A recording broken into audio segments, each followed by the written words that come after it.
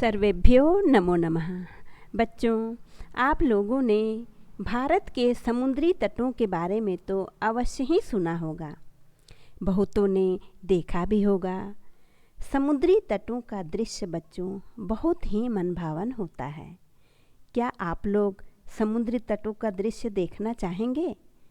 हाँ, तो चलिए बच्चों, आज के पाठ के माध्यम से हम लोग समुद्री तटों के दृश्य का आनंद लेते हैं, क्योंकि आज जो पाठ हम पढ़ने जा रहे हैं उसमें समुद्री तटों का ही वर्णन किया गया है, जो आपकी पाठ्य पुस्तक सुभाषिका प्रथम भाग के 7वें पाठ में दिया गया है। पाठ का नाम है समुद्र तटः, अर्थात समुद्री तट।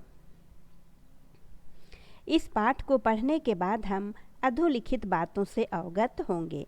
पहला, पाठ का भावपूर्ण वाचन कर भावार्थ समझने में सक्षम होंगे। दूसरा, भारत के समुद्री तटों एवं उसकी विशेषताओं से अवगत होंगे। तीसरा, भारतीय समुद्री तटों के सौंदर्य से अवगत होंगे। समुद्र तटः अर्थात समुद्री तट। इधर बच्चों कुछ शब्दार्थ दिए गए हैं, आप इसे देखते चलेंगे। इस पाठ में तृतीय चतुर्थी विभक्ति का अधिक प्रयोग किया गया है। एषः समुद्र तटः, यह समुद्र तट है, जैसा कि आप यहाँ पर देख रहे हैं। यह जो दृश्य है यह समुद्री तट है। अत्र जनाः पर्यटनाय आगच्छन्ति, यहाँ पर लोग भ्रमण करने के लिए आते हैं। पर्यटनाय, इसमें चतुर्थी विभक्ति है और इसका अर्थ हुआ भ्रमण करने के लिए। केचन तरंगैः क्रीडन्ति, कुछ लोग तरंगों से यानी कि समुद्र की लहरों से खेल रहे हैं। केचन च नौकाभिः जलविहारं कुर्वन्ति, कुछ लोग नौका के द्वारा जल विहार कर रहे हैं। यहाँ पर तरंगैः और नौकाभिः, इसमें तृतीया विभक्ति है।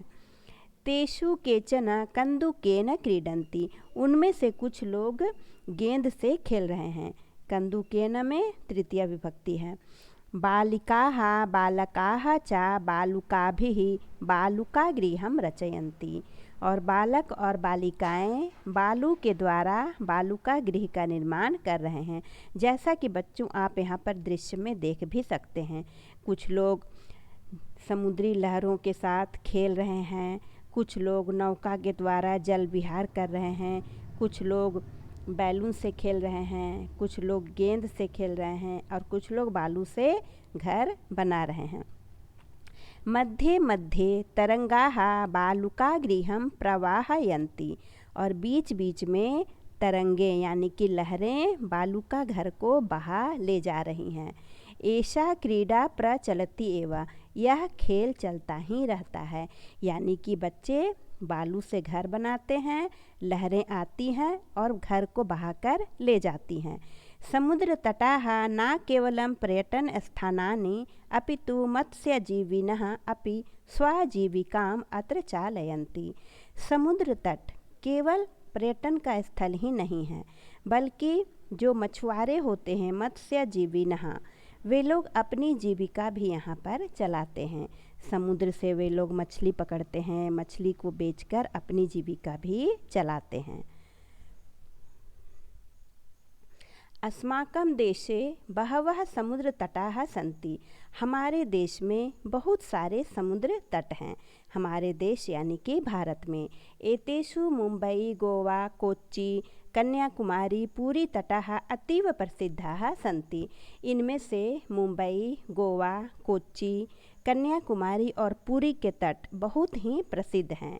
गोवा तटः विदेशी पर्यटकेभ्यः समधिकं रोचते, गोवा का तट विदेशी पर्यटकों को बहुत अधिक भाता है, यानी कि यहाँ पर विदेशी पर्यटक अधिक आते हैं। विशाखापत्तनम तटः वैदेशिक व्यापाराय प्रसिद्धः, और विशाखापत्तनम का जो तट है वह विदेशी व्यापार के लिए प्रसिद्ध है।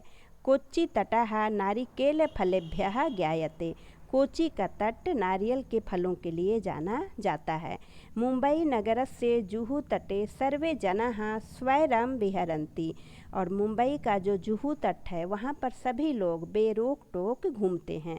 स्वैरय का अर्थ होता है बेरोक टोक, यानी कि यहाँ पर घूमने पर कोई रोक टोक नहीं है, कोई मना नहीं करता है, लोग अपनी इच्छा से यहाँ पर घूमते हैं।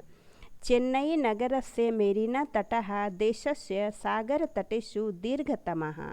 और चेन्नई नगर का जो मेरीना तट है वह देश के सागर तटों में सबसे लंबा है। इस तरह का प्रश्न बच्चों परीक्षा में पूछा जा सकता है कि सागर के तटों में सबसे लंबा कौन है, तो आप कह सकते हैं कि चेन्नई का जो मेरीना तट है वह सबसे लंबा है।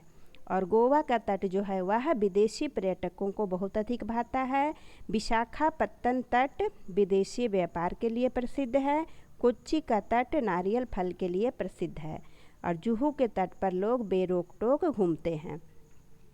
यहाँ पर आप ध्यान देंगे बच्चों, इस पाठ में ऐसे तो सभी विभक्तियों का प्रयोग किया गया है, लेकिन तृतीय और चतुर्थी विभक्ति का यहाँ पर अधिक प्रयोग है। यहाँ पर आप देखिए विदेशी पर्यटकेभ्यः और वैदेशिक व्यापाराय, नारिकेल फलेभ्यः, इन सब में चतुर्थी विभक्ति है। भारतस्य तीसरीषु दिशासु समुद्रतटाः सन्ति। भारत के तीनों दिशाओं में समुद्र तट हैं। अस्मात् एव कारणात् भारतदेशः प्रायद्वीपः इति कथ्यते। और इसी कारण से भारत को प्रायद्वीप कहा जाता है, क्योंकि प्रायद्वीप वैसे स्थान को कहा जाता है जो तीन ओर से जल से घिरा हुआ हो। तो भारत का पूर्वी तट, पश्चिमी तट और दक्षिणी तट ये सभी समुद्र से घिरे हुए हैं, लेकिन इसका एक जो है उत्तरी भाग, इसमें हिमालय पर्वत है। पूर्व दिशायां बंगोपसागरः, दक्षिण दिशायां हिंद महासागरः, पश्चिम दिशायां च अरब सागरः अस्ति। भारत के पूर्व दिशा में बंगाल की खाड़ी, दक्षिण दिशा में हिंद महासागर और पश्चिम दिशा में अरब सागर है। यह तीन ओर समुद्र से घिरा हुआ है, इसलिए भारत को प्रायद्वीप भी कहा जाता है। एतेषां त्रयाणाम अपि सागराणाम संगमः कन्याकुमारी तटे भवति। और इन तीनों सागरों का संगम कन्याकुमारी के तट पर होता है, यानी कि बंगाल की खाड़ी, हिंद महासागर और अरब सागर, इन तीनों सागरों का मेल कन्याकुमारी के तट पर होता है। यहाँ पर उसका संगम होता है। अत्र पूर्णिमायां चंद्रोदयं सूर्यास्तं च युगपदेव द्रष्टुम शक्यते। यहाँ पर पूर्णिमा तिथि को चंद्रोदय और सूर्यास्त दोनों एक साथ देखा जा सकता है, यानी कि एक ओर से आपको चंद्रोदय यानी कि चंद्र उदय हुआ दिखाई पड़ेगा, उदय होता हुआ, और दूसरी ओर सूर्य जो है वह अस्त होता हुआ दिखाई पड़ेगा। यह दृश्य जो है बच्चों देखने में बहुत ही सुंदर और मनभावन लगता है। इसी दृश्य को देखने के लिए भी लोग दूर दूर से यहाँ पर आते हैं। तो बच्चों यहाँ पर पाठ पूरा हुआ। आशा है आपको अच्छा लगा होगा समुद्री तटों पर घूमकर, है ना।